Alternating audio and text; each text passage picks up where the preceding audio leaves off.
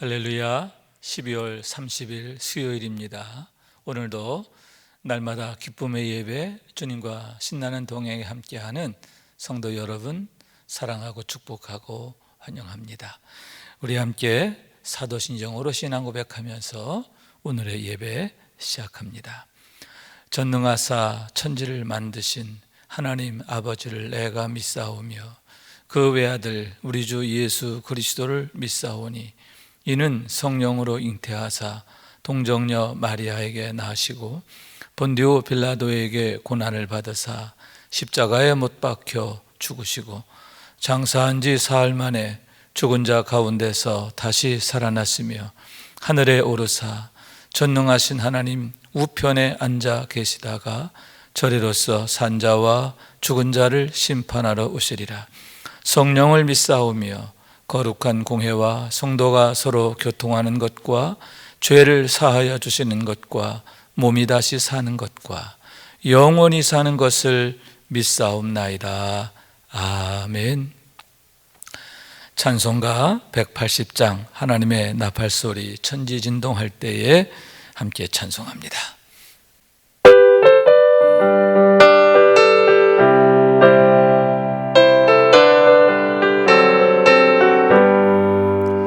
하나님의 나팔소리 천지진동할 때에 예수 영광 중에 거룩 타시고 천사들을 세계 만국 모든 곳에 보내어 구원 얻은 성도들을 모으리.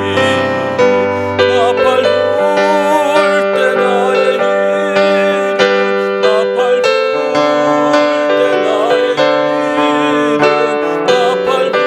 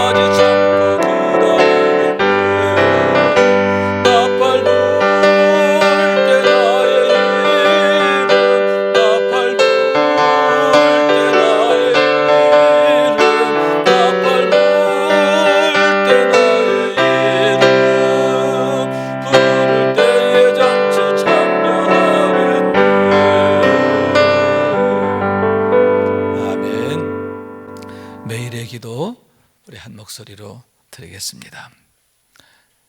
참 평강의 주님, 오늘도 새로운 하루를 주시고 복되게 하시니 감사합니다. 하늘에 속한 자 하나님의 자녀로서의 삶을 권세로 살게 하시며 오직 하나님의 말씀을 즐거워하며 따라 살게 하심을 감사드립니다.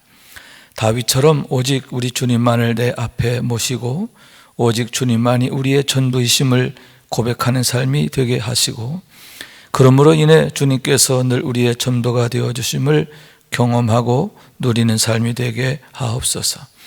우리의 가정과 교회를 위해 기도합니다. 일터를 위해 간구합니다. 나라와 민족들을 위해 주님의 은혜를 구합니다. 구원과 치료와 회복의 은혜를 내려주셔서 어그러진 모든 것들이 바로 세워지게 하시고 평화를 이루게 하옵소서. 이제 일상이 된 경건의 일과를 통해서 성령의 충만, 성도의 용화를 이루게 하옵소서. 주님 사랑합니다. 언제나 자기 눈동자같이 우리들을 사랑하시는 주 예수 그리스도의 이름으로 기도드립니다. 아멘. 오늘 주시는 하나님의 말씀입니다. 베드로후서 3장 1절에서 9절까지의 말씀인데 우리 함께 받들어 읽겠습니다. 사랑하는 자들아, 내가 이제 이 둘째 편지를 너희에게 쓰노니 이 두 편지로 너희의 진실한 마음을 일깨워 생각나게 하여 곧 거룩한 선지자들이 예언한 말씀과 주 되신 구주께서 너희의 사도들로 말미암아 명하신 것을 기억하게 하려 하노라. 먼저 이것을 알지니 말세에 조롱한 자들이 와서 자기의 정욕을 따라 행하며 조롱하여 이르되 주께서 강림하신다는 약속이 어디 있느냐?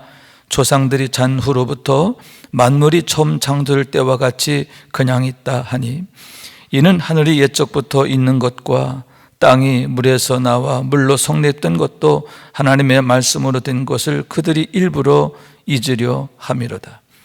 이로 말미암아 그때의 세상은 물이 넘침으로 멸망하였으되 이제 하늘과 땅은 그 동일한 말씀으로 불사르기 위하여 보호하신 바 되어 경건하지 아니한 사람들의 심판과 멸망의 날까지 보존하여 두신 것이니라. 사랑하는 자들아, 주께는 하루가 1000년 같고 1000년이 하루 같다는 이 한 가지를 잊지 말라.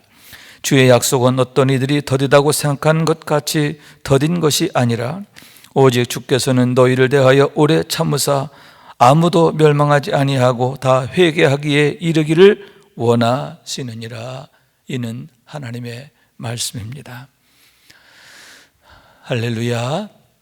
주님의 은혜와 사랑과 평강이 오늘도 여러분 가운데 가득하셔서 하나님의 능력으로 승리하는 복된 삶이 되시기를 원합니다. 오늘의 말씀은 사도 베드로께서 왜 두 번에 걸쳐서 편지를 쓰시게 되었느냐 하는 것에 대한 얘기인데, 이 편지의 대상자는 당시 소아시아 지역에 있던 교회의 성도들입니다. 그들에 대한 사도 베드로의 애틋한 마음, 또 간절한 마음, 염려, 걱정 등을 엿보게 된다라고 하는 얘기지요. 우선 사도 베드로께서 이 서신을 쓸 때에 학자들의 말에 의하면 로마에 계셨다라고 합니다. 주 68년경으로 생각하는데, 로마에는 네로의 학정으로 인해서, 네로의 기독교에 대한 극심한 박해로 인해서 교회가 너무너무 어려운 그런 상황에 있었던 거예요. 그리고 그때는 베드로께서 순교를 앞둔 그런 상황이었다라고 할 수 있는데, 이제 당신의 마지막 때가 가까우신 것을 알고 유언과 같이 남기신 말씀이 바로 베드로 후서인 것을 보게 되는 겁니다. 바로 전에 첫 번째 편지를 썼고 이제 두 번째 마지막 편지를 연이어 쓰게 되었음을 보게 된다라고 하는 얘기입니다. 그러면 그 목적이 어디 있는가? 왜 이 서신을 쓰게 되었는가 하는 그런 말씀인데, 1절에 보면 너희의 진실한 마음을 일깨워 생각나게 하려 함이라, 이렇게 말씀하고 있습니다. 여기서 진실한 마음을 이라고 하는 말은 순결한, 순수한 그런 뜻을 갖고 있습니다. 그러니까 여러분, 요한계시록에 보면 에베소 교회에 주신 말씀 중에 너희가 첫사랑을 버렸다, 처음 사랑을 버렸다, 그런 말씀 있잖아요. 처음 사랑, 처음 마음, 주님께 나아갈 때의 그 처음 마음, 주님을 향하여 그 깨끗하고 순결하고 그 아름다운 마음, 그 마음을 말하는 것인데, 그것을 일깨워서 생각나게 하려 함이라, 이렇게 말씀하고 있는 거예요. 무슨 얘기입니까? 지금 너희 가운데 영적 오염이 심하다, 그런 의미가 아니겠습니까? 너희 가운데 여러 가지의 영적 오염과 왜곡이 있고, 그러므로 해서 진실한 마음이 어두워졌다, 어그러졌다. 그래서 다시 일깨워 생각나게 하려 함이라 하는 그런 말씀인 것입니다. 그러면 이런 영적 문제는 어디서 비롯되는가? 세 가지를 생각하는데, 하나는 영적 나태다, 이렇게 말할 수 있습니다. 영적인 나태. 영적인 나태가 영적인 그런 변질과 왜곡과 어그러짐을 가져오게 된다라고 하는 이 얘기입니다. 여러분, 사람의 생명은 어떠합니까? 그 생명은 가만 놔두면 그냥 유지되는 게 아니지요. 아침, 점심, 저녁으로 끊임없이 우리가 생명을 유지할 수 있는 그런 양식을 공급받아야 돼요. 또 우리의 숨도 마찬가지지요. 5분 정도 숨을 안 쉬면 살 수 없잖아요. 계속 산소를 공급해 줘야 돼요. 좋은 공기를 공급해 줘야 하고, 음식도 먹어야 되고, 물도 먹어야 되고, 다시 말해서 육신의 생명을 유지하는 그런 공급이 계속적으로 이루어져야 하는 거죠. 여러분, 영적으로도 마찬가지예요. 내가 구원받았다고, 하나님의 생명을 얻었다고 그냥 생명이 무조건 유지되는 건 아니에요. 하나님과의 지속적 관계를 통해서 계속 은혜를 받아야 되고, 능력을 받아야 되고, 하나님과의 영적 교제를 통해서 하나님의 생명이 내 안에서 계속적으로 역사해야 하는 거죠. 그런데 하나님과의 관계가 식어진 거예요. 멀어진 거예요. 뜨뜻미증해진 거죠. 영적 나태죠. 그렇게 됐을 때 여러분, 우리의 생명이 약해지는 거죠. 믿음은 있으나 그 믿음이 약한 믿음이 되는 거예요. 능력은 있으나 그 능력이 있는 둥 없는 둥 하는 그런 능력이 되는 거죠. 그러한 하나님과의 관계의 나태, 하나님과의 관계의 식어짐, 멀어짐, 이런 것들이 이런 영적 문제를 가져온다고 하는 거죠. 두 번째는 뭐냐 하면은, 두 번째는 관성화되고 습성화되는 것이다 라고 할 수 있는 거죠. 형식화되는 거죠. 그래서 껍데기는 그럴듯해지는데 알맹이가 점점 더 피폐해지는 그런 상황을 말한다고 하는 거죠. 여러분, 지금 한국 교회 또 지금의 우리의 모습 어떠합니까? 정말 우리의 겉모습과 우리의 속 모습이 일치한다, 이렇게 말할 수 있을까요? 여러분, 지금부터 한 50년 전 그때의 성도들의 모습, 그때의 모습을 보면 교회도요 형편없었어요. 기독교인 수도 많지 않았어요. 사회적으로 그렇게 영향력 있는 분들 많지 않았어요. 외형적으로는 여러분 지금보다 훨씬 열악하지요. 그러나 여러분, 과연 지금의 우리의 모습, 교회도 어리어리해졌고요, 기독교인 숫자도 많아졌고요, 국회, 정치, 사회 각계, 문화, 온갖 곳에 기독교인들이 포진하고 있지요. 그러나 과연 5, 60년 전에 비해서 지금 우리 성도들의 믿음과 영적 상태와 수준이 더 낫다고 할 수 있을까? 겉사람은 이렇게 엄청나졌는데 과연 우리 속사람도 더 나아졌는가? 오히려 그때보다 더 열악하고 또 쇠약해진 것은 아닌가? 여러분, 참으로 우리가 심각하게 생각해 봐야 할 문제가 아닌가 생각하는 거죠. 여러분, 우리 신앙이 형식화되고 관습화되고 그러면 안 돼요. 항상 우리의 속사람이 함께 성장해야 하는 줄로 믿습니다. 바울은 이렇게 말합니다. 우리의 겉사람은 후패하나 우리의 속은 날로 새롭도다. 할렐루야. 혹여 우리의 겉사람은 쇠약해질지라도, 나이가 들기도 하고 병들기도 하고 또 어려움 있기도 하고, 그러나 그럴수록 우리의 속사람은 더욱 새로워지는 그런 은혜가 있어야 할 줄로 믿습니다. 세 번째 요인은 더 어쩌면 치명적인 요인일 수도 있는데요, 미혹함이다, 이렇게 말할 수 있습니다. 성도들을 미혹하는 온갖 거짓 선지자와 이단들과 또 이 어그러진 그런 말들이라고 하는 얘기입니다. 초대교회 당시에 성도들을 미혹하는 가장 큰 이단들이 크게 세 가지가 있었습니다. 하나는 율법주의자들이죠. 예수를 믿어도 율법을 믿어야 된다, 그렇게 주장하는 자들이죠.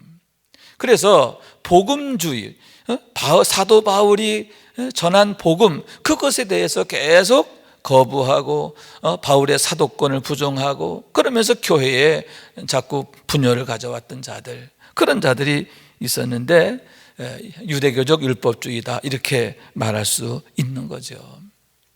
또 하나의 두 번째 요인은 뭐냐 하면 영지주의라고 하는 거예요.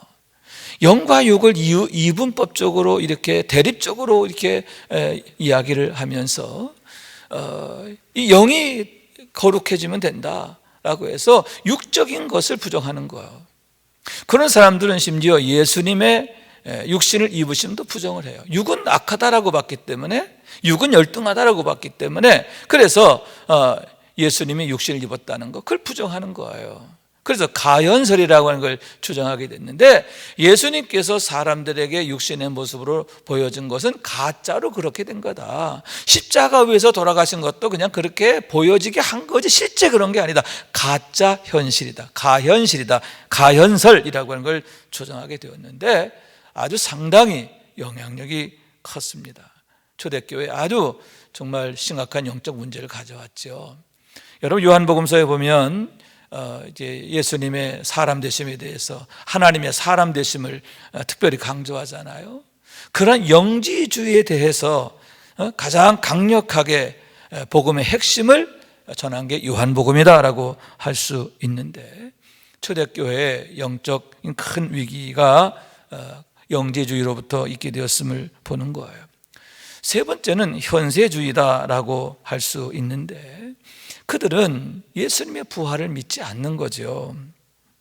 예수님의 부활을 믿지 않으니까 재림도 믿지 않는 거예요. 다시 말하면 초월적인 것, 그런 것들을 부정하는 그런 자들이죠. 재림을 믿지 않고 심판을 믿지 않는 그런 자들인 거예요. 특히 사도 베드로께서 이 베드로 전서 후서를 쓰시면서 가장 강력하게 지금 책망하고 또 문제제기를 하고 있는 게 누구냐? 바로 이러한 부류들이다라고 할 수가 있는 거죠. 예수님의 다시 오심을 부정하는 거예요. 오늘의 말씀에 보게 되면은 먼저 이것을 알지니 말세에 조롱하는 자들이 와서 자기의 정욕을 따라 행하며, 조롱하는 자들 이렇게 말하고 있는 거죠. 그러면 뭘 조롱했느냐? 두 가지를 조롱해요. 하나는 성도들을 조롱하는 거죠. 야, 너 믿음이 그렇게 맹목적이야. 내 믿음은 너무 비현실적이고 보수적이고 비상식적이야 라고 하면서 순결한 믿음을 오히려 조롱하는 거예요. 바른 믿음, 옳은 믿음을 오히려 조롱하는 거죠. 이런 자들이 있게 되었다라고 하는 거죠. 그런데 여러분, 우리가 복음 위에 반듯하게 서 있지 못하면 그런 조롱에 흔들리게 되잖아요. 그러므로 해서 당시 많은 교회에, 많은 성도들에게 정말 큰 시험이 되었음을 보게 되는 거죠. 성도들의 그 순결한 믿음, 진실한 믿음, 그것을 조롱하는 자들이 있었음을 보게 되는 거예요. 여러분, 요즘에도 이런 조롱이 얼마나 많습니까? 부활을 믿고 영생을 믿고 천국을 믿고 마치 그러면 좀 몰상식한 것처럼 그렇게 생각하고, 여러분, 특히 요즘에 양성평등이니 뭐냐 하면서, 물론 남성과 여성이 서로 위계적이다, 이건 아니죠. 하나님 앞에서 남자와 여자는 동등합니다. 남성으로서 여성으로서의 그런 인격적인 그런 동등성이 있는 거예요. 그러나 남자가 여자일 수는 없고 여자가 남자일 수는 없는 거죠. 하나님이 남자는 남자로 여자는 여자로 창조하신 거죠. 그러면서 하나님이 세우신 창조 질서도 한 남자와 한 여자가 결혼해서 가정을 이루고 자녀를 낳고 생육하고 번성하는 거, 그게 하나님의 뜻이잖아요. 그런데 남자와 남자가 결혼한다, 여자가 결혼한다, 그것을 정당화하는 건 옳지 않아요. 그런데 마치 그렇게 그걸 부정하고 그걸 문제 제기를 하면 무식한 것처럼, 여러분, 지금도 그런 자들이 있는 거죠. 그건 무식한 게 아닙니다. 성경에 분명히 그렇게 말씀하고 있잖아요. 하나님의 창조 질서잖아요. 그렇습니다. 자, 이렇게 성도들을 조롱하는 자들이 있어요. 순결한 믿음을 조롱하는 거죠. 또 하나는 뭐냐면 주님의 말씀을 조롱하는 거예요. 여러분, 주님의 재림과 심판, 그것은요 주님이 친히 약속하신 거예요. 주님께서 제자들에게 친히 주신 말씀이고, 그리고 주님의 제자들을 통해서 그것이 많은 성도들에게 전하여진 거죠. 그런데 그런 주님의 말씀을 조롱하는 거죠. 봐라, 아니 예수님 속히 오신다고 했는데 아주 전혀 이런 옷이 아직 아무런 변화도 없지 않느냐? 창세 때부터 지금까지의 모습 그대로지 않느냐? 그래가면서 하나님의 말씀, 예언자들 통해 주신 말씀, 주님이 친히 주신 말씀, 그런 말씀을 조롱하게 되었다는 거죠. 주의 강림하신다는 약속이 어디 있느냐? 이게 뭐냐? 아직 이루어지지 않았다. 이루어지지 않은 것을 문제 삼아서 조롱하게 되었음을 보게 되는 거예요. 그런데 여러분, 그들의 조롱이 무엇 때문인지를 알아야 된다는 거예요. 여러분, 그럼 왜 그들이 그렇게 성도들을 조롱하고 주님의 말씀을 조롱하는 이러한 아주 참남한 짓을 하게 되었느냐? 왜 마귀 짓을 하게 되었느냐? 두 가지 이유가 있는 거예요. 오늘 말씀 보니까 3절에 자기의 정욕을 따라 이렇게 말하고 있거든요. 자기의 정욕을 따른다는 거죠. 여러분, 이들은 누굽니까? 말씀을 따르고 성령을 따르는 자들이 아니에요. 사도들의 가르침을 따르는 자들이 아니에요. 사도신경의 신앙 고백 위에 서 있는 게 아니라 뭘 따르느냐? 내 생각을 따르는 거죠. 자기의 정욕을 따르는 거예요. 내 생각, 내 경험, 이걸 따르는 거죠. 그리고 내 욕심. 특히 여러분, 당시 이단들은 공통적 특징이 있잖아요. 그게 뭐예요? 자기 자신을 신격화하는 거잖아요. 성도들을 하나님의 사람으로 만드는 게 아니라 자기의 종으로 만드는 거잖아요. 자기가 높아지는 거잖아요. 자기의 정욕으로 말미암다라고 하는 거죠. 여러분, 우리는 성령을 따르고 말씀을 따르고 할렐루야, 사도들의 가르침을 따라야 돼요. 사도신경의 신앙 고백 위에 우리의 신앙을 세워야 하는 줄로 믿습니다. 말씀 위에 세워야 돼요. 그런데 그들은 자기 정욕을 따랐다. 자기 생각을 따르는 거예요. 자기 형편을 따르는 거예요. 세상을 따르는 거예요. 자기 욕심을 따르는 거죠. 또 하나, 여러분, 그들은 미련함 때문이라고 하는 거죠. 여러분, 그들은 성령의 사람이 아니에요. 성령의 사람이 아니기 때문에 여러분, 영적인 지식과 비밀을 알지 못하는 거죠.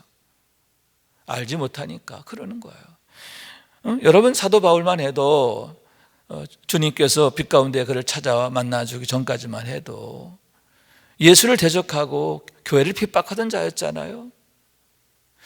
무엇 때문입니까? 예수가 누군지를 모르는 거죠. 하나님 나라를 모르는 거죠. 우리 인생의 참된 소망과 가치가 하나님께 있고 하나님 나라에 있다고 하는 걸 모르는 거예요. 자기 소명도 내가 왜 이 땅에 태어나게 됐고 이렇게 오늘 있기까지 이런 준비가 있었는가, 그 이유를 모르는 거죠. 그러니까 오히려 하나님을 대적하고 거스른 일을 하게 되는 거예요. 그러나 주께서 빛 가운데 찾아오셔서 여러분, 그의 영안을 열어주시니까, 그리고 성령께서 그의 마음의 생각과 또 이런 것을 또 만져주시고 치료하시고 고치시니까, 그래서 여러분 참 지식을 갖게 되잖아요. 하나님을 아는 지식, 하나님 나라를 아는 지식, 하나님의 약속과 소망과 축복이 뭔지를 아는 지식, 그 지식을 알게 되니까 오히려 그 지식으로 인하여 살잖아요. 할렐루야. 바울이 뭐라고 그래요? 내가 육신적으로 자랑할 게 많이 있지만 그건 다 분노와 같이 여기겠다. 내게는 예수 그리스도 외에는 자랑이 없다. 예수 그리스도 외에는 알지 않기로 했다. 그렇게 고백하고 있음을 보게 되잖아요.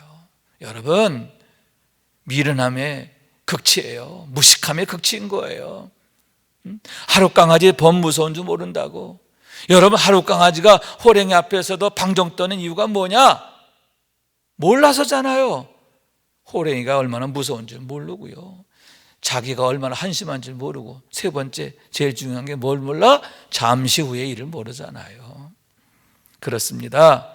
그러므로 해서 이렇게 방자하고 미련하고 악하게 성도들의 순결한 믿음을 조롱하고 흔드는 거예요. 미혹해 하는 거예요. 넘어지게 하는 거죠. 마귀짓 하는 거죠. 하나님의 말씀, 우리 주님의 말씀을 조롱하는 거예요. 참남한 짓을 서슴지 않았음을 보게 되는 거예요. 그래서 베드로께서 내가 이 편지를 쓰는 목적이 뭐냐, 진실한 마음을 일깨워 생각나게 하여서 곧 거룩한 선지자들 예언할 말씀과 주 되신 구주께서 너희의 사도들로 말미암아 명하신 것을 기억하게 하려 함이라. 다시 말하면 주께서 너희에게 명하신 것을, 말씀하신 것을, 또 소망으로 품게 하신 것을 기억하게 하려고, 생각나게 하고 기억하게 하려고. 그래서 어떻게? 순결한 믿음, 정직한 믿음, 진실한 믿음, 그 믿음을 회복하게 하기 위함인 것을 보게 되는 거예요. 그러면서 한 가지 더 부연해 말씀하시는 게, 왜 주님의 재림이 늦어졌느냐, 주님께서 속히 오겠다 약속하셨는데 왜 늦어졌느냐, 사랑이라는 거예요. 주님은 빨리 오고 싶어요. 그렇지만 주님이 이렇게 늦으시는 이유는 오래 참으사, 너희에 대하여 오래 참으사 한 사람이라도 더 구원하시기 위해서, 한 사람이라도 더 회개할 기회를 갖게 하시려는 주님의 사랑이다라고 하는 얘기인 거죠. 그러므로 우리가 우리에게 주어진 그런 기회, 회개할 기회죠. 하나님 앞에 믿음으로 더욱 나아갈 기회입니다. 이런 기회를 선용해야 한다, 이렇게 당부하고 있음을 보게 되는 거예요. 사랑하는 여러분, 오늘 이 시간 우리가 사도 베드로를 통해 주신 말씀을 통해서 다시 한번 다짐을 해야 돼요. 여러분, 우린 항상 진실한 마음으로 하나님 앞에 서야 할 줄로 믿습니다. 우리의 믿음은 구심점을 항상 바로 세워야 된다는 거예요. 첫째, 성경에 구심점을 둬야 돼요. 여러분, 하나님의 말씀 성경에 항상 중심을 두고 그 말씀을 따라 가야 된다는 거죠. 내 감정 따라, 내 생각 따라, 세상 가치 따라, 철학 따라 가는 거 아니에요. 말씀을 따라가는 것. 두 번째, 여러분, 우리가 항상 성령님을 늘 중심에 둬야 돼요. 예수님을 늘 중심에 둬야 돼요. 그래서 믿음의 주 온전케 하시는 예수를 바라보라 그랬잖아요. 예수를 바라보라. 항상 성경 중심. 두 번째, 예수님 중심. 그래서 모든 문제를 생각할 때에 예수님이라면 어떻게 하셨을까? 예수님께서 이것을 기뻐하실까? 예수님은 어떻게 하셨나? 늘 그렇게 질문하면서 우리가 판단하고 행동한다면 참 좋을 것이다 라고 하는 거죠. 그러면서 세 번째, 교회 중심. 여러분, 교회는 주님께서 당신의 핏값으로 세우셨고요, 이 교회의 머리는 주님이세요. 그러므로 은혜로운 교회 생활을 통해서 우리가 주님과 한 몸을 이루는 그러한 신비를 경험하는 거예요. 여러분, 성도들 성간에 서로 믿음으로 격려하고 또 서로 믿음으로 축복하고, 그래서 견고한 진을 이루어야 할 줄로 믿습니다. 여러분, 은혜로운 교회 생활, 은혜스러운 교회 생활, 열심히 있는 교회 생활, 또 그런 걸 통해서 여러분, 우리가 영적 구심점을 바로 세워야 돼요. 마지막 하나 더 부연한다면, 여러분, 영적 지도자를 중심으로 한, 담임 목사를 중심으로 한 영적 구심이지요. 여러분, 여기저기 허탄한 이야기에 한눈 팔면 안 돼요. 항상